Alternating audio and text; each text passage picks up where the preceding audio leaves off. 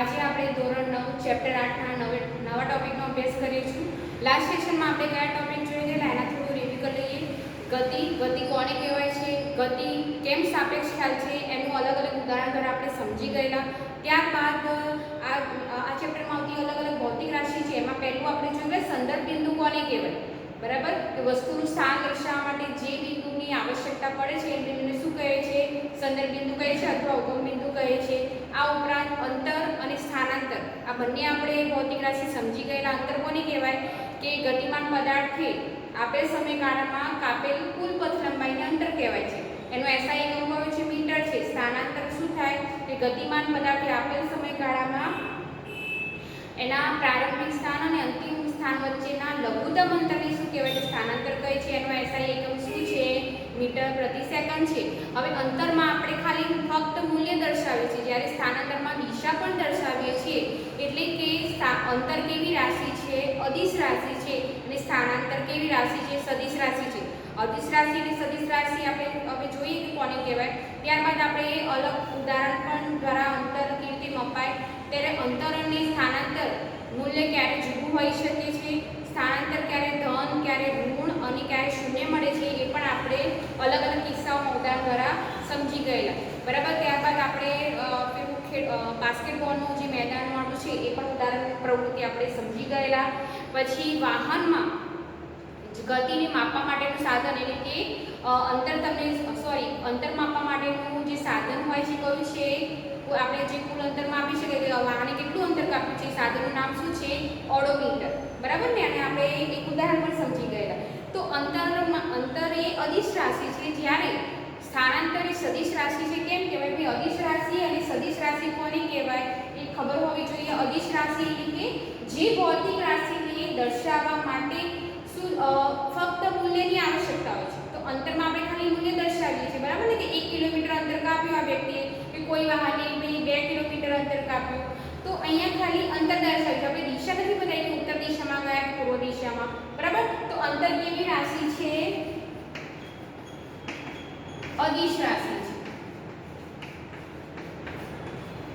જ્યારે સ્થાનાંતર, હવે આ ચેપ્ટરમાં લગભગ બધી જે ભૌતિક રાશિ આવતી હોય છે એના તફાવત અથવા મુદ્દા પૂછાઈ શકે છે, તમને એમ પણ પૂછાઈ શકે અંતર અને સ્થાનાંતર વચ્ચેનો તફાવત જણાવો, તો અંતર અને સ્થાનાંતરની વ્યાખ્યા લખી દેવાનું, એનો એકમ લખી દેવાનો। પછી બીજો તફાવત કયો આવશે ભાઈ કે એક અદિશ રાશિ એક સદિશ રાશિની એ પણ આવી શકે, પછી બંનેનું સૂત્ર લખી દેવાનું। તો આ થઈ ગયા તમારા 4 મુદ્દા। સ્થાનાંતર શું છે, સદિશ રાશિ છે, તો જે ભૌતિક રાશિને દર્શાવવા માટે મૂલ્ય અને દિશા બંને દર્શાવવાની જરૂર આવશ્યકતા હોય છે તેવી રાશિ છે સદિશ રાશિ કહેવાય, બરાબર। તો આપણે સ્થાનાંતરમાં શું કરીએ છીએ ભાઈ, 5 કિલોમીટર અંતર કાપ્યું પણ ઉત્તર દિશામાં કાપ્યું, કોઈ વાહને ચલો 2 કિલોમીટર અંતર કાપ્યું કે ભાઈ 2 કિલોમીટર અંતર એને અડધો કલાકમાં કાપ્યું, તો એ સમય પણ આપી દીધું, અંતરે દર્શાવી દીધું અને એમ પણ કીધું કે પૂર્વ દિશામાં આટલું અંતર કાપ્યું। સ્થાનાંતરમાં શું કર્યું, આપણે દિશા પણ દર્શાવી, મૂલ્ય પણ દર્શાવ્યું, બરાબર। તો અહીં સદિશ અને અદિશ રાશિનો તમને ખ્યાલ હોવો જોઈએ, અદિશ રાશિ કોને કહેવાય અને સદિશ રાશિ કોને કહેવાય। ચલો તો આજનું હવે આપણે જે નેક્સ્ટ ટોપિક છે જોઈ લઈએ। પેજ નંબર તમારી ટેક્સ્ટબુક કાઢો, આજે જે પ્રશ્નો છે કાલે જે ટોપિક ચલાવે અને અનુલક્ષીને જે પ્રશ્નો છે આપણે સોલ્વ કરી લઈએ। પેજ નંબર 100 છે, તેમાં ઇન્ડેક્સના પ્રશ્નો છે કે કારણ કે અહીંયા જે દાખલા અથવા પ્રશ્ન આપ્યો છે તમારે પ્રશ્નને પહેલાં સમજવું પડશે, હું બોલી જઈશ તો તમને તરત ખ્યાલ આવી જશે તે નહીં બને, તમે ટેક્સ્ટબુક કાઢો, મારી સાથે સાથે પ્રશ્ન પણ તમે વાંચો, ઓકે। કોઈ પણ પ્રશ્નનો ઉત્તર આપવો હોય તો પહેલાં પ્રશ્નને સમજવો ખૂબ જ જરૂરી છે। કોઈ વસ્તુ દ્વારા કંઈક અંતર કપાયેલ છે, શું તેનું સ્થાનાંતર શૂન્ય હોઈ શકે? જો હા તો આપના ઉત્તરને ઉદાહરણ દ્વારા સમજાવો, ઓકે। તો અહીંયા શું કીધું છે, કોઈ વસ્તુ એક અંતર કાપ્યું છે, જો તેનું સ્થાનાંતર શૂન્ય હોઈ શકે, સ્થાનાંતર શૂન્ય ક્યારે હોઈ શકે, આપણે જે 4 કિસ્સા કાલે જોયેલા, સ્થાનાંતર શૂન્ય ક્યારે હોય કે જ્યારે વસ્તુનું પ્રારંભિક સ્થાન અને અને અંતિમ સ્થાન અંતિમ સ્થાન એક જ હોય તો સ્થાનાંતર શૂન્ય થાય. શું હોય ભાઈ? એક જ હોય. ઉદાહરણ તરીકે આપણે કાલે જોયું ને કે ભાઈ એક વાહન છે, અહીંયા આપણે 10 20 બતાવ્યું અને કેટલું 60 સુધી બતાવેલું. તો કોઈ વાહન છે અથવા કોઈ વ્યક્તિ છે કે તો અહીંયા ઓ તમારું ઉગમ બિંદુ છે, અહીંયાથી સ્ટાર્ટ કરે એટલે 0 કિલોમીટરથી તે અહીંયા સુધી પહોંચે છે એ સુધી, અને ફરીથી એથી પાછો ક્યાં આવે છે? ઓ સુધી આવે છે. તો અહીંયા પ્રારંભિક સ્થાન ઓ છે, અંતિમ સ્થાન પણ શું છે ભાઈ? એક જ હોય. બરાબર. પ્રારંભિક સ્થાન અહીંયા હતું, પાછું અહીંયા એથી લઈ પાછું ફરીથી ઓ ઉપર આવ્યું. તો પ્રારંભિક સ્થાન અને અંતિમ સ્થાન એક હોય ત્યારે સ્થાનાંતર કેવું હોય છે? શૂન્ય હોય છે. ઉદાહરણ દ્વારા સમજાવો તો આપણે આ કોઈ પણ તમે ઉદાહરણ લઈ શકો. આવી રીતે 10 20 તો 5 10 15 પણ તમે બતાવી શકો છો. Okay, question number 2. હવે અહીંયા આપણે પ્રશ્ન એટલે સૂત્રની મદદથી આપણે દાખલો ગણવાનો છે. તો પહેલા દાખલો શું પૂછવા માંગે છે પહેલા જોઈ લઈએ. એક ખેડૂત 10 મીટર લંબાઈના એક ચોરસ ખેતર છે. તો પહેલા આપણે છે ને જ્યારે કોઈ પણ ફિઝિક્સમાં આવા દાખલા આવતા હોય તો સ્ટેપ બાય સ્ટેપ કયા આપણને મૂલ્યો આપેલા છે એ પહેલાં લખી દેવાના અને શું શોધવાનું છે બરાબર એ કરવાનું. તો તમને ઇઝીલી કોઈ સૂત્ર વાપરીશું એ તમને ખબર પડે છે.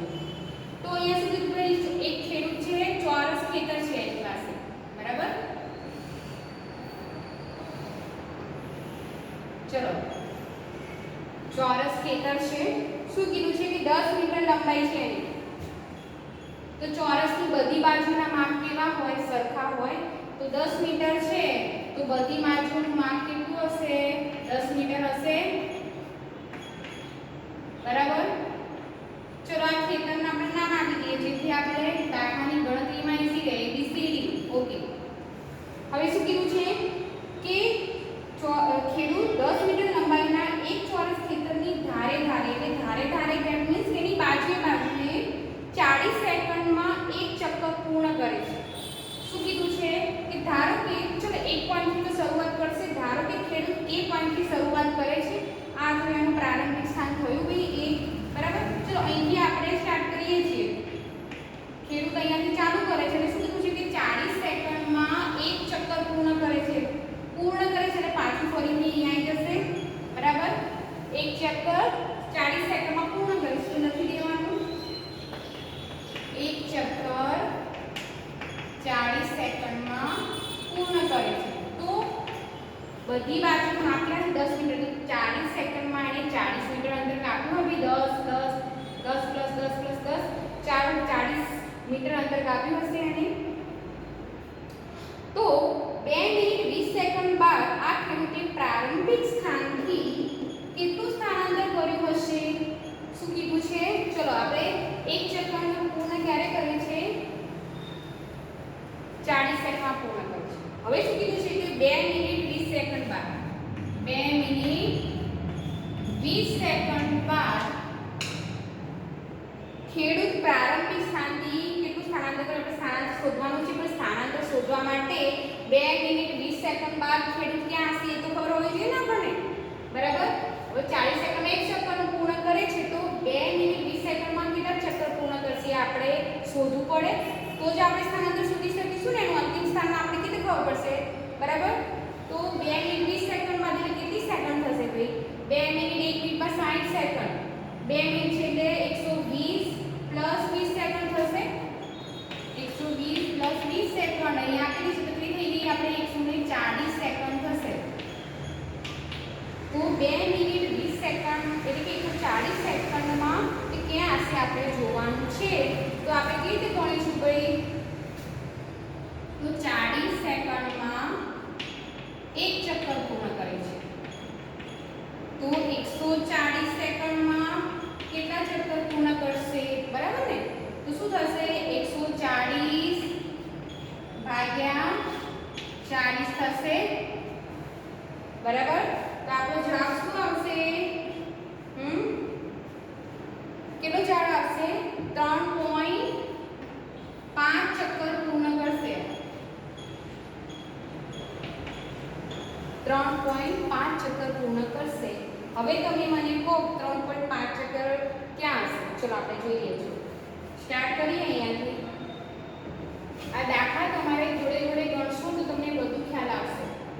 બરાબર? જો ફક્ત ખાલી તમારે જોવા નથી, સાથે સાથે જોડે ગણતરી પણ કરવાની છે.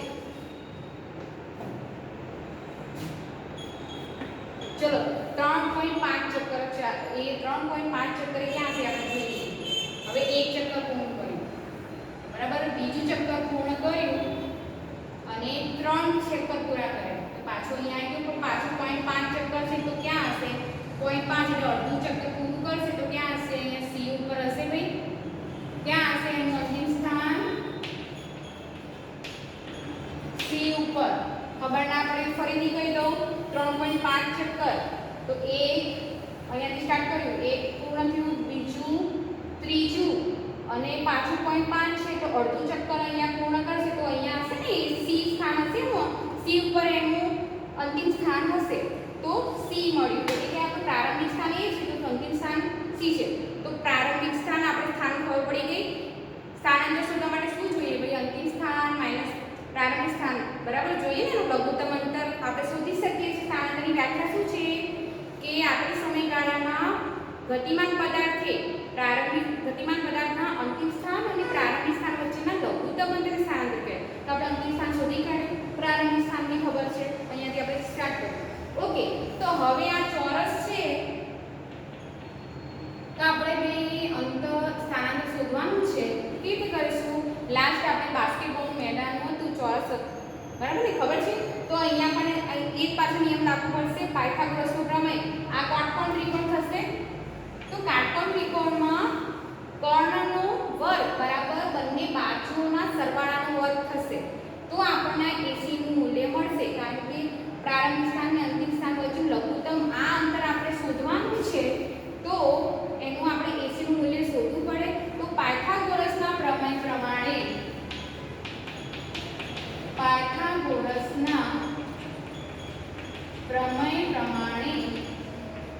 શું થશે ભાઈ?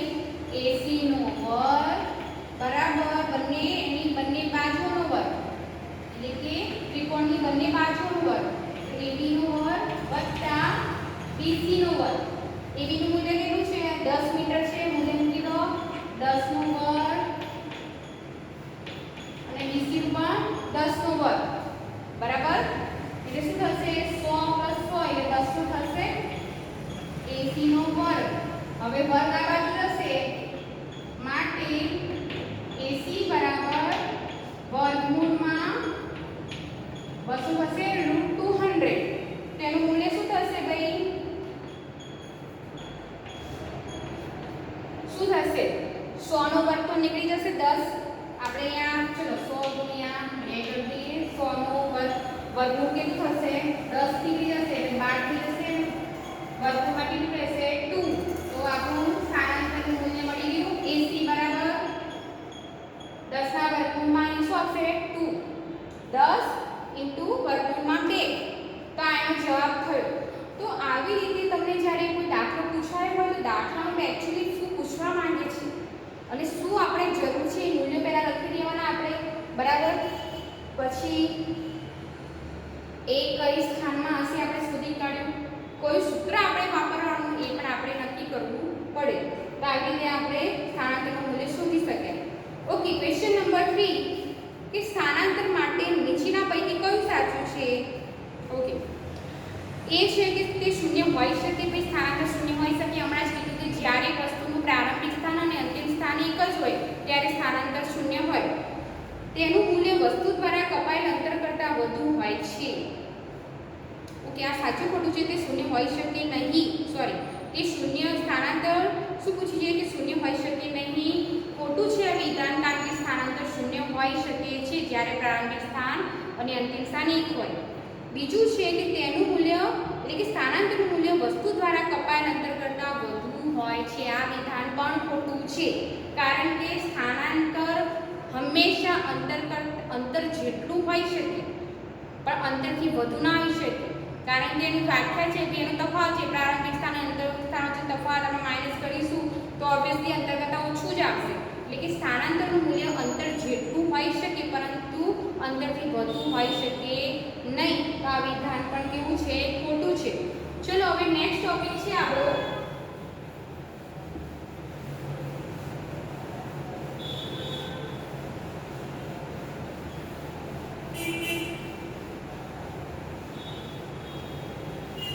ઓકે. આપણો નેક્સ્ટ ટોપિક છે કે નિયમિત ગતિ અને અનિયમિત ગતિ આપણે જોવાની છે. ચલો ટોપિક લખી દઈએ. નિયમિત ગતિ અને અનિયમિત ગતિ વિશે સમજી લઈએ. ઓકે. હવે ધારો કે કોઈ વાહન છે, 1 કલાકના સમયગાળામાં 50 કિલોમીટર અંતર કાપે છે, બીજા કલાકમાં પણ 50 કિલોમીટર અંતર કાપે છે, ત્રીજા કલાકમાં પણ 50 કિલોમીટર અંતર કાપે છે. તો અહીંયા શું થયું ભાઈ કે વાહન સરખા સમયના સરખા ગાળામાં સરખું અંતર કાપે છે.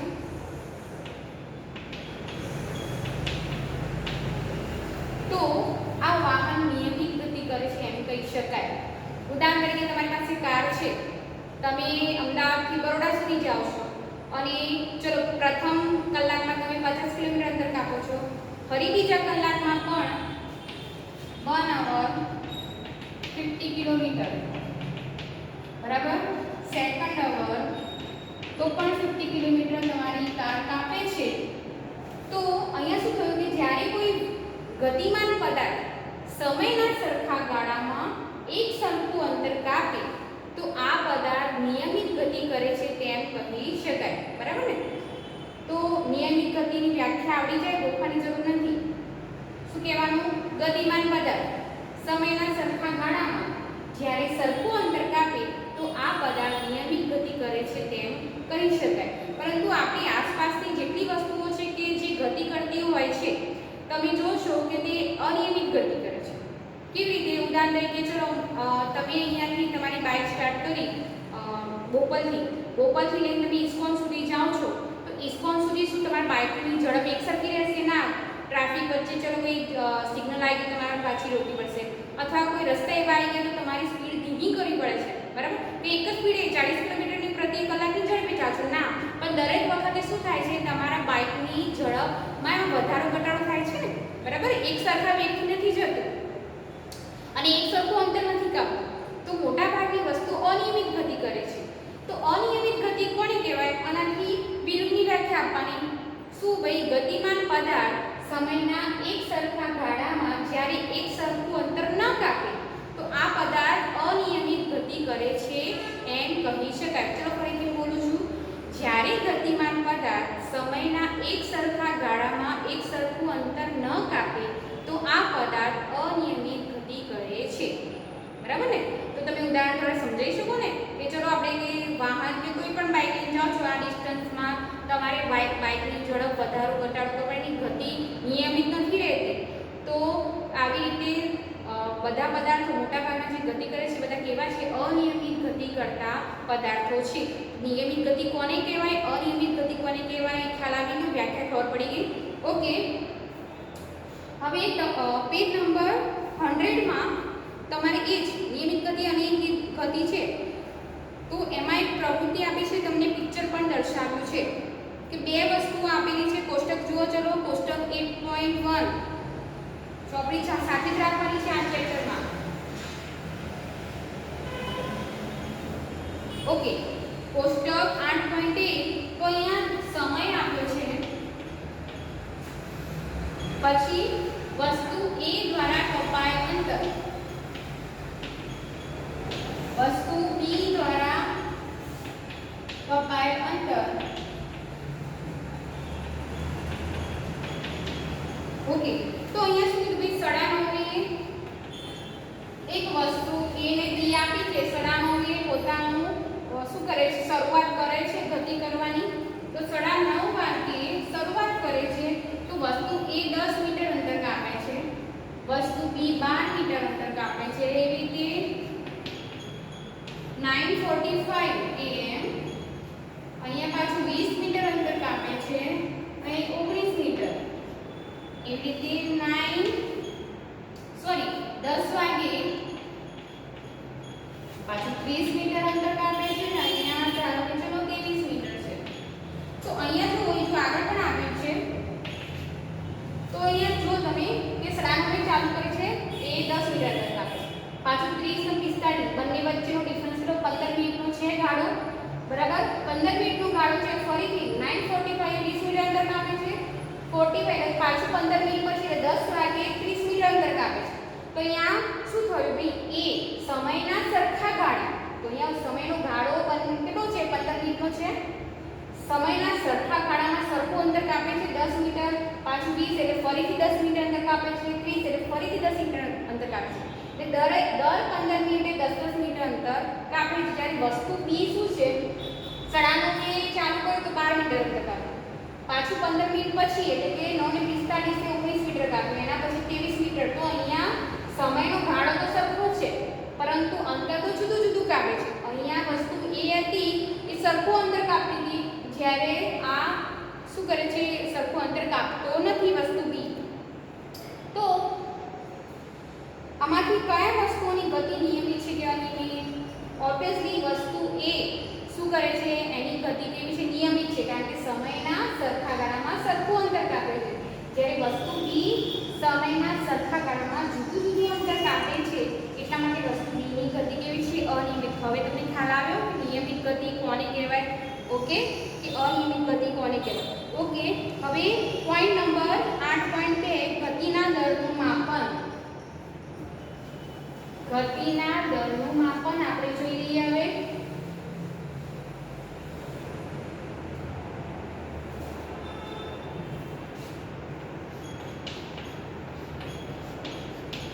ગતિના દરનું માપન.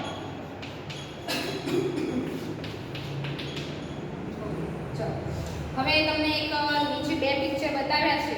તેમાં એક ક્રિકેટની ગેમ બતાવી છે અને બોલિંગની જે ઝડપ છે એ તમને ખાનામાં બતાવી છે. તમે જ્યારે ક્રિકેટની મેચ જોતા હોય લાઈવ તો બરાબર દરેક હવે એ વખતે શું બતાવે જે બોલર છે એની બોલિંગની ઝડપ કેટલી છે. જે ફાસ્ટ બોલર હોય એને થોડું રનઅપ કરીને દોડીને પછી બોલિંગ નાખે છે ને જે એ વખતે ઘણી બધી ટીવી સ્ક્રીન પર આવતું હોય છે ભાઈ પહેલો દડો નાખ્યો તો આટલી ઝડપ હતી બોલરની બરાબર. કે પછી બીજી ઓવર એટલે કે બીજા ઓવરમાં એની આટલી હતી તો દરેક ઓવરમાં એની ઝડપ કેટલી હતી. તો અહીંયા આવી રીતે બોલિંગની ઝડપ બતાવી છે 140 કિલોમીટર પ્રતિ કલાક 143 કિલોમીટર પ્રતિ કલાક બરાબર. હવે બીજા પિક્ચરમાં શું બતાવ્યું છે કે સ્પીડ લિમિટ બતાવી છે. એક વાહનની ધારો કે કાર હોય તેની આ સ્પીડ લિમિટ એટલે ઘણી અલગ અલગ રસ્તાઓ હોય ને એમાં જે તે રસ્તા પર તમે જ્યારે ચલાવતા હોય મોટે ભાગે એક્સપ્રેસ હાઈવે કે કોઈ બીજા રસ્તાઓ હોય નેશનલ હાઈવે તેમાં બોર્ડ મારેલા હોય છે કે આ વાહનની આટલી સ્પીડ હોવી જોઈએ. કે કારની પ્રતિ કલાક 50 કિલોમીટર હોવી જોઈએ. પછી મોટા સાધનો હોય તો એની 40 કિલોમીટર પ્રતિ કલાકની ઝડપ હોવી જોઈએ. એટલે સ્પીડ લિમિટ બાંધેલી હોય છે તેનાથી તમે વધારે ચલાવી ના શકો બરાબર. હવે તો આકૃતિમાં શું દર્શાવ્યું છે કે દડો ફેંકવાની આ સ્થિતિ છે શું દર્શાવે છે? ગતિનો દર દર્શાવે છે. તમે ગતિ તો કરો છો કોઈ પણ વાહન ગતિ કરે છે કોઈ સજીવ ગતિ કરે છે પણ એ ગતિનો દર દર્શાવે છે ને કે ભાઈ 1 કલાકમાં આટલું કાપ્યું અંતર કે પછી એની ઝડપ આટલી હતી ગતિનો દર આટલો હતો બરાબર. તો આપેલ સમયગાળામાં ચોક્કસ અંતર કાપવા માટે જુદી જુદી વસ્તુઓ જુદો સમય લે છે. મારું વાક્ય સમજો પહેલાં. આપેલ ચોક્કસ અંતર કાપવા માટે ચોક્કસ સમયગાળામાં જુદી જુદી વસ્તુઓ જુદું અંતર લે છે. કેવી રીતે? ચલો ઉદાહરણ દ્વારા થોડું સમજીએ. ચલો મારે અહીંયા બોપલથી ઇસ્કોન સુધી જઈએ તો એક વ્યક્તિ છે જે સાયકલથી જાય છે અને એક વ્યક્તિ છે જે કારમાં જાય છે. તો અહીં શું થશે? અંતર તો એક છે. બોપલથી ઇસ્કોનનું અંતર તો આપણને ધારો કે ચલો 3 કિલોમીટર છે આપણે માની લઈએ બરાબર. 3 કિલોમીટર અંતર તો એક જ છે. સમયગાળો પણ ચલો એક સરખા સમયગાળા કહીએ કે ધારો કે 10 વાગે બંને શરૂઆત કરી તો કોણ પહેલાં પહોંચશે? ઓબ્વિયસલી જે કાર ચલાવતું હશે અથવા જે બાઇક ચલાવતું હશે પહેલાં પહોંચશે અને જ્યારે સાયકલ ચલાવતું હશે એ વ્યક્તિ થોડું મોડું પહોંચશે. એટલે કે અહીંયા શું હતું ભાઈ? અંતર તો હતું, અંતર સરખું છે. સમયગાળો પણ એમને શું કીધું કે આપેલ સમયગાળામાં ચોક્કસ સમયગાળા બંને સરખા સમયગાળાથી ચાલુ કર્યું, પણ શું કરે છે કે એનો ગતિનો દર કેવો છે, અલગ અલગ છે.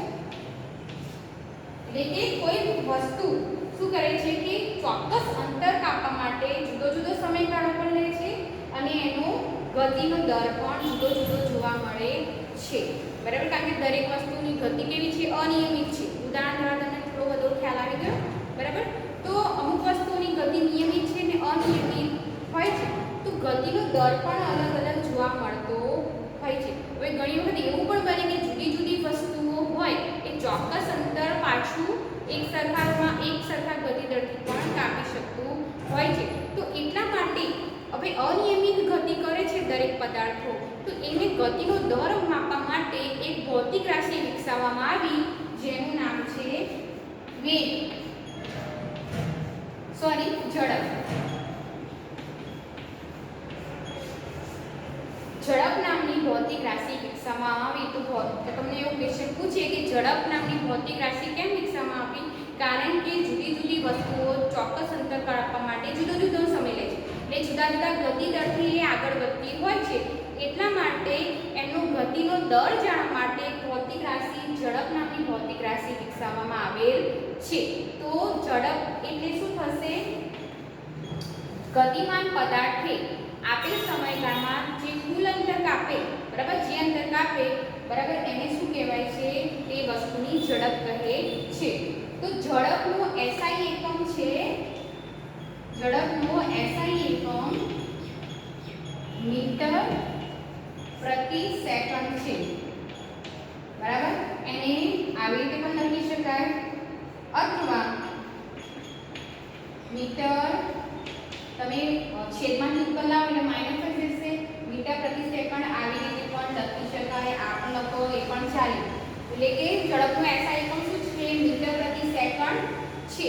આ ઉપરાંત બીજાના એકમો છે કે ભાઈ સેન્ટીમીટર પ્રતિ સેકન્ડ, કિલોમીટર પ્રતિ કલાક, આ બધા એના અન્ય એકમો છે. ઘણી વખત અંતર વધારે હોય તો કિલોમીટરમાં માપવું પડે ને, બરાબર ને? પછી સેન્ટીમીટરમાં પણ માપી શકાય અંતર, તો બધું અંતર કિલોમીટર પ્રતિ કલાકમાં માપી શકાતા હોય છે.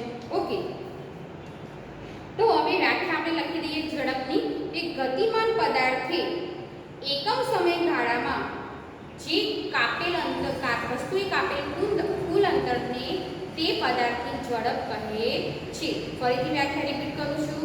ગતિમાન પદાર્થે એકમ સમયગાળામાં કાપેલ અંતરને તે પદાર્થની ઝડપ કહેવાય છે. એનું SI એકમ આપણે જોઈ ગયા. ઓકે, તેને તો આપણે સૂત્ર તરીકે આપણે કેવી રીતે દર્શાવી શકાય? તો ઝડપને આપણે સ્મોલ v તરીકે દર્શાવીશું. પહેલા આપણે સૂત્ર લખી દઈએ. ચલો,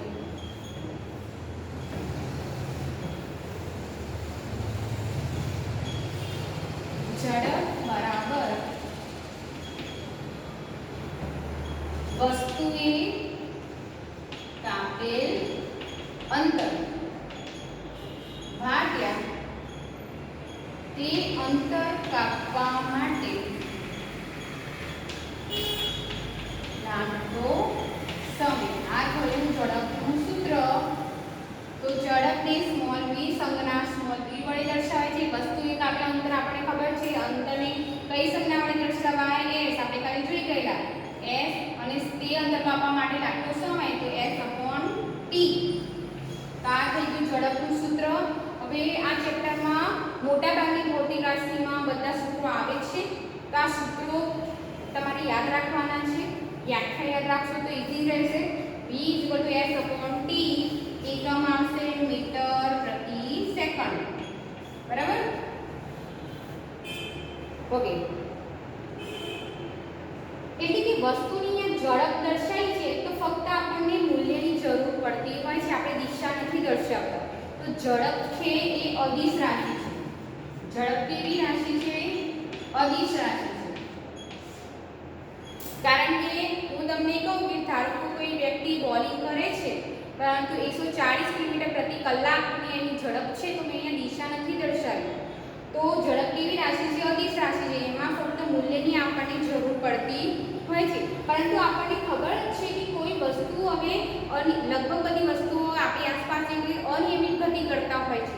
તો જ્યારે આપણે ઝડપનું મૂલ્ય આપણે માપવું હોય તો હંમેશા સરેરાશ ઝડપ તરીકે માપવું પડે, બરાબર? કેમ ભાઈ? બોલો, આગલા ઉદાહરણ મેં તમને સમજાવ્યા તો સરેરાશ ઝડપ કેમ કરવી પડે? મેં તમને ઉદાહરણ કીધું કે ધારો કે 2 કિલોમીટર અંતર છે કોઈ સ્કૂટર, 2 કિલોમીટર અંતર ધારો કે પહેલી 5 મિનિટ છે એમાં એની ઝડપ છે 20 છે, પછી પાછી 10 મિનિટ થાય છે તો સ્કૂટરની ઝડપ કેટલી થઈ જાય છે?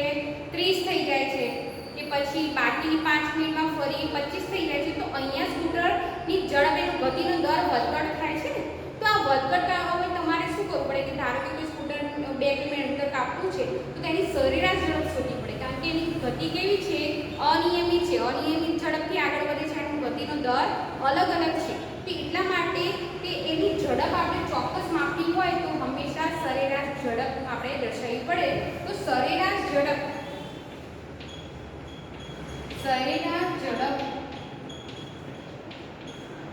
બરાબર વસ્તુએ કાપેલ કુલ અંતર,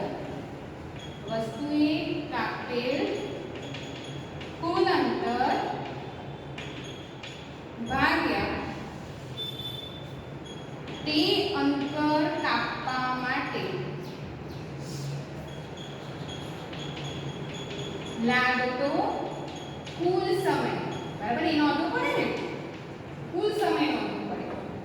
તો સરેરાશ ઝડપને આપણે સંજ્ઞા v, સ્મોલ v તો છે પણ એવરેજ, સરેરાશ એટલે એવરેજ કહેવાય ઇંગ્લિશમાં. તો v પછી સ્મોલ લેટરમાં એ બી લખવાનું, v એવરેજ વસ્તુએ કાપેલ કુલ અંતર છે એ સૂત્ર કઈ જ આવશે? s/t. એકમ પણ એ જ આવશે, મીટર પ્રતિ સેકન્ડ. ભાઈ આપણે બદલાઈ ના જઈએ. તો v એવરેજ s/t એટલે અંતર ભાગ્યા એટલે કુલ સમય છે ભાગ્યા તે અંતર કાપવા માટે લાગતો કુલ સમયગાળો છે. ઓકે, તો તમને એક ઉદાહરણ આપ્યું છે અહીંયા કે એક કાર, તો ખ્યાલ આવી ગયો સરેરાશ ઝડપ કેમ વિકસાવવામાં આવી? ભાઈ ઝડપ તો આપણે શોધી, બરાબર? સરેરાશ ઝડપ કેમ? કારણ કે દરેકનું અનિયમિત ગતિના દરથી આગળ વધે છે, તો એ માટે આપણે ચોક્કસ ઝડપ જાણવા માટે એની સરેરાશ ઝડપ આપણે શોધવી પડે. ઓકે, તો ઝડપ કેવી રાશિ છે? અદિશ રાશિ છે. એની વ્યાખ્યા પણ આપણે લખી કાઢી. ઓકે, હવે એમાં નીચેની એક આપણે ફકરામાં તમને એક ઉદાહરણ આપ્યું છે, આપણે જોઈ લઈએ.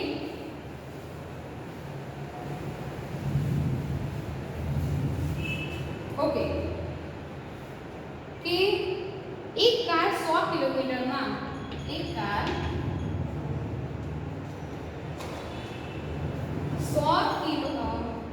100 કિલોમીટર અંતર 2 કલાકમાં કાપે છે.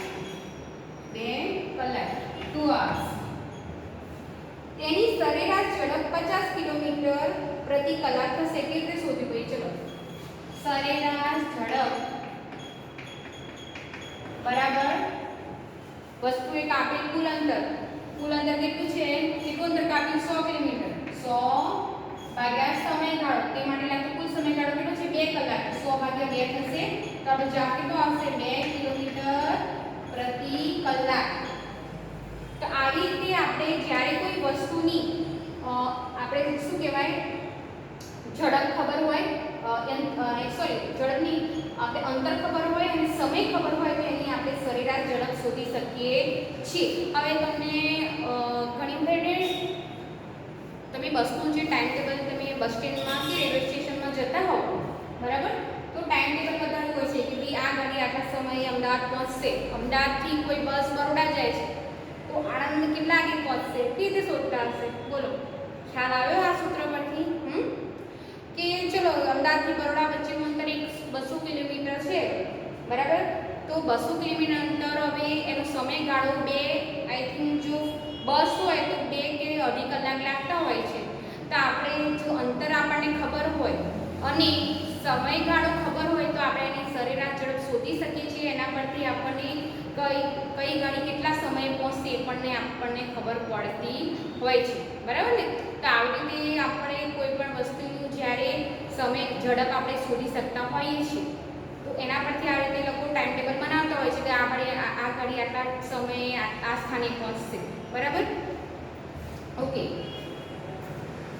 હવે ઉદાહરણ 8.1 આપણે ગણી લઈએ જેથી તમારું આ જે સૂત્ર અથવા ઝડપનું આપણે જે સમજી ગયા છે એ વધારે ક્લિયર થઈ જાય. ઉદાહરણ 8.1 રકમ પહેલા વાંચી જાઓ અને મૂલ્ય બધા લખી કાઢો તો આપણને બધું ખબર પડશે. શું કીધું છે? એક વસ્તુ 4 સેકન્ડમાં 16 મીટર અંતર કાપે છે. સમય કેટલો છે? 4 સેકન્ડ. 16 મીટર અંતર કાપે છે એટલે s થઈ ગયું આપણું અંતર. 16 મીટર અંતર કાપે છે. પછી ત્યારબાદ 2 સેકન્ડમાં બીજું 16 મીટર અંતર કાપે છે. ત્યારબાદ બીજી સેકન્ડ t બરાબર થશે પાછું 2 સેકન્ડ. શું કીધું છે? બીજું 16 મીટર અંતર કાપે છે તો s બરાબર ફરીથી થયું 16 મીટર. તો આ વસ્તુની સરેરાશ ઝડપ શોધો. હવે અંતર પણ છે આપણી પાસે, અંતર પણ છે અને સમય પણ છે તો આપણે સરેરાશ ઝડપ શોધી શકીએ. સરેરાશ ઝડપનું સૂત્ર શું છે ભાઈ? v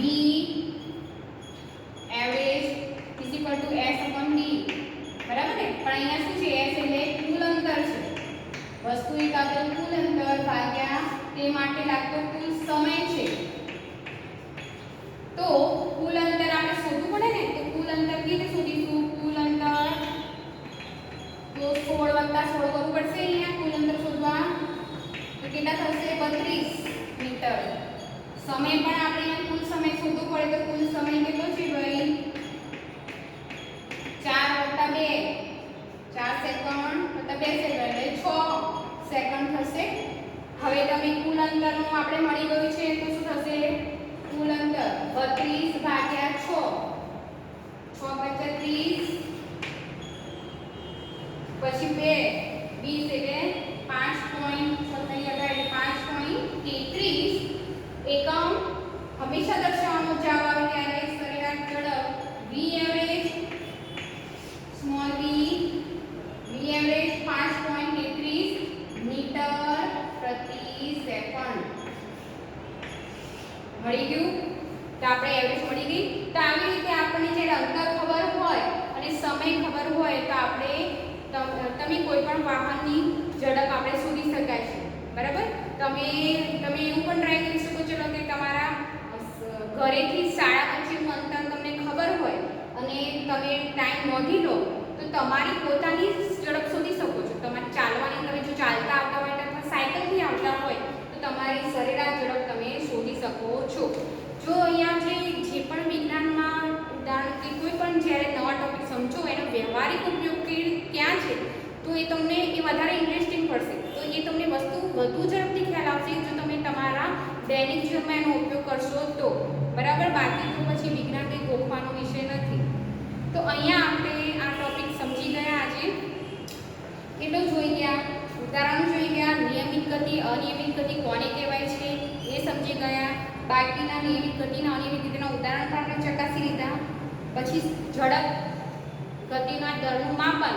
તો ગતિનો દરનું માપન કોના વડે દર્શાવાય? ઝડપ વડે. તો ઝડપ આપણે સમજી ગયા છીએ. ઓકે? તો ઝડપમાં પણ સરેરાશ ઝડપ એનો સૂત્ર અને એકમ આપણે સમજી ગયા, ઉદાહરણ પણ સમજી ગયા છે. હવે કાલે આપણે આગળના ટોપિકનો અભ્યાસ કરીશું. આજના સેશન માટે આટલું. ફરી નેક્સ્ટ વિડીયોમાં મળીએ. બાય. Thank you.